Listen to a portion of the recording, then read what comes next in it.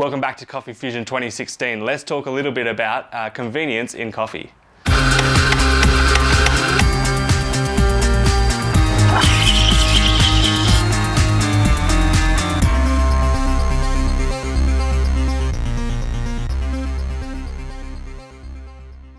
I think as a general rule, the more convenient your coffee is, the lower the quality it will be. Let's have a little bit of a think about this. When you think about high quality specialty coffee, think about it being consumed, for example, in Australia, where we are here.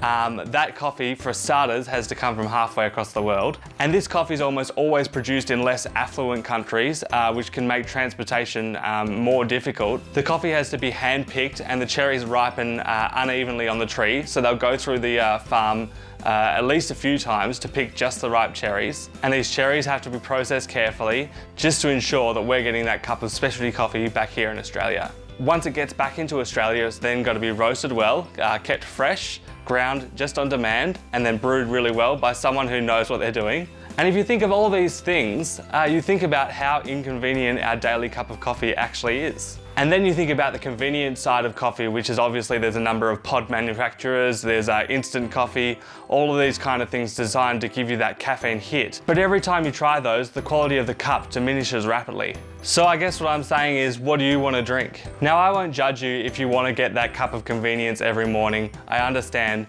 But what Coffee Fusion is all about is teaching you guys how to make that great cup of coffee at home.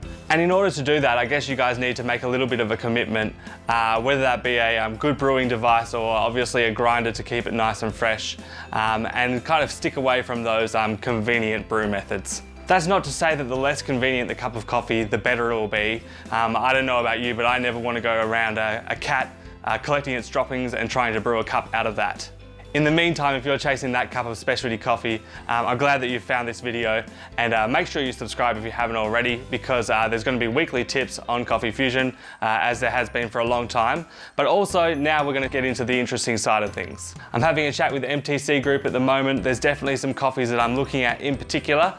We're just going to organise that, and I can't wait to get the first roasted coffee out to you guys, so stay tuned for that. Also in development is Clickbait, which is the first seasonal blend for Coffee Fusion, and I'm really excited to bring my blending game to the front for you guys to try. I think blends are something that's kind of not as highlighted in the coffee industry at the moment. Everyone's chatting about single origins, but I think a really good blend has its own unique characteristics, which is a lot of fun to play around with as well. Thanks guys, it's going to be a wicked year. Thanks for watching, and I'll see you next week. Oh, and one more thing guys, I've just finished creating the Coffee Fusion journal, which is going to be a monthly newsletter which kind of goes out via email. So I'll put a link in the description so you can sign up for that. I'll try not to spam you guys too much with stuff, just going to keep it to once a month, but it's going to have basically what's happened recently on Coffee Fusion throughout the social media that I use, what's coming up for the next month. So there's a good chance for you to catch up with what's going on. So if you like those kind of things and want an email in your inbox each month, make sure you subscribe. The link will be in the description below.